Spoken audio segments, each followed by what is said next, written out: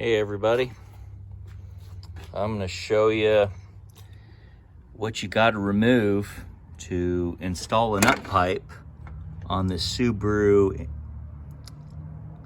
Outback turbo. Here's the turbocharger. You got to remove the inlet that goes to this point. You got to get the intake manifold out of the way. You don't have to totally remove it, but you know, you can keep your fuel lines connected, but you just kind of get it kind of cockeyed a little bit. Just kind of move it to the side out of the way so you can put your intake back onto your turbocharger. And you remove your downpipe so you can access the turbo bolts, which is 1, 2, and 3. Those are the 3 turbo bolts. 1, 2, and 3.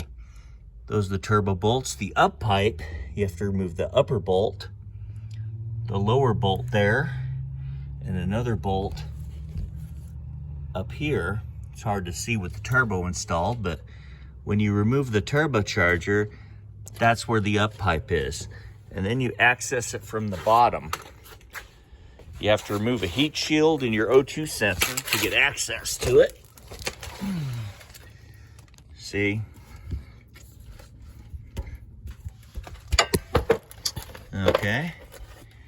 There's a heat shield that's over this. You don't really have to put it on. But there is the up pipe right there. 2 bolts and nuts to take off. You have to get the O2 sensor out of the way, which goes right back there.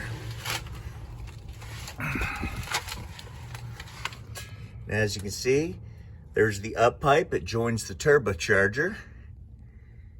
And if you look down, you might be able to see a little bit more of the up pipe.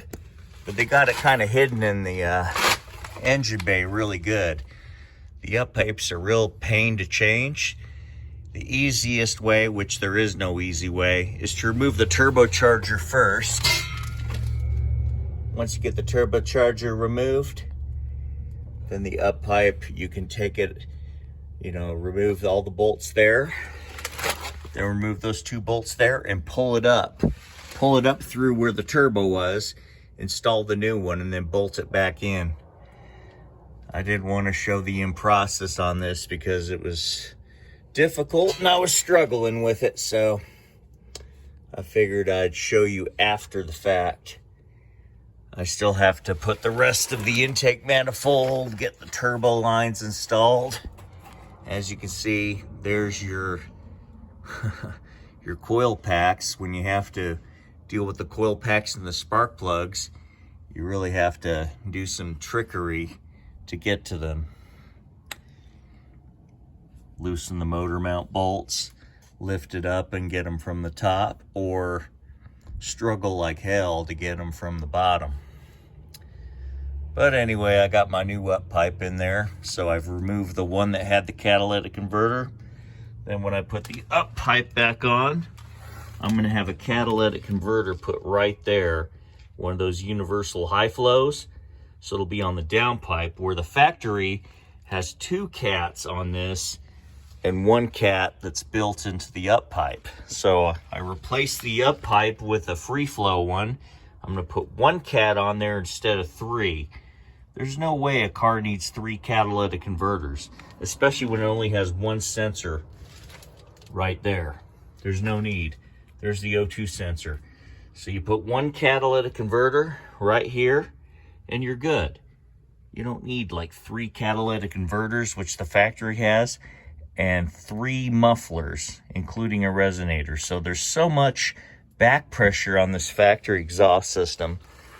Once you get it right, where your engine breathes good again with this up pipe, this down pipe, have a cat welded in, then that'll be a nice down pipe. And then the rest of the exhaust can be straight to the tip, or put a muffler on it if you want. I like a little throaty sound to hear my turbo, so I'm just running a cat and that's it. Turbo back with a cat. All right, well, telling you, this is a hard engine to work on. Gives you a lot of grief whenever you work on it. Well, I hope you enjoyed this little short video on dealing with the up pipe. I guess I'll see if I can show you some of it because it's in the chassis. Look at that. There's the flange on the up pipe, and as you can see, it goes all the way up to the turbocharger. Way up there. Look at that. Yeah, it's really hard to access, really hard to see.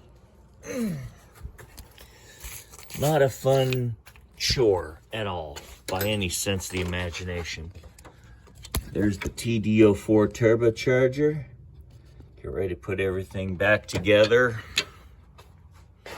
You got this little coolant tank that hooks to some turbo lines like this and that. There's so many difficulties on this intake manifold that what I did was, the first time I removed the intake manifold, I lengthened all the vacuum hoses. So you can do this with the manifold. From the factory, you cannot get the manifold to budge after you remove the bolts because the vacuum lines are too short and they're put on by these kind of clamps. So you have to kind of blindly take those off, which is a real pain in the butt. So my solution, make your vacuum lines nice and long so everything works out easier. That's where your intercooler goes on this side, and that's the throttle body where the other side of the intercooler goes. This is a TD04 turbocharger. There's the oil inlet, the oil return. You can't even see it because it's in a really tough spot.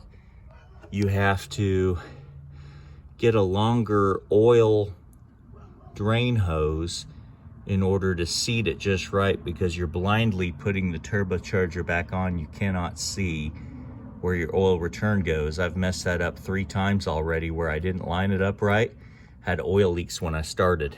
So you have to have a longer oil return hose, line it up with both sides, and then push the turbo down to the flanges.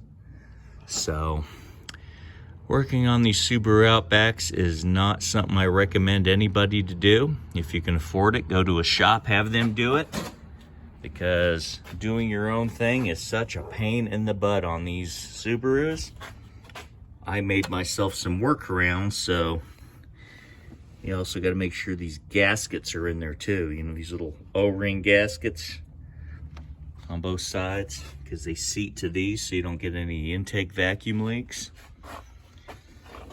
What a pain. But once you set it up to where, you know, I even safety wired these fuel hoses because sometimes they pop off even though they're supposed to have a connection. I safety wired in case they try to come off. You know, they won't. Kind of an aviation thing I learned. But what a pain in the butt this engine is. And there's the intake manifold bolts, 10 of them. Intercooler bolts, intercooler mount bolts. Yeah. Working on this thing is quite the pain. So I highly recommend you don't get a Subaru Outback, Impreza, you know, WRX, unless you just love to be challenged more than you want to be challenged.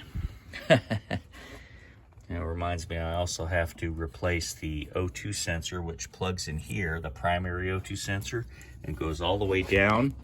You have to take the passenger wheel off to get to the O2 sensor. My O2 sensor broke off because it wouldn't come off smooth.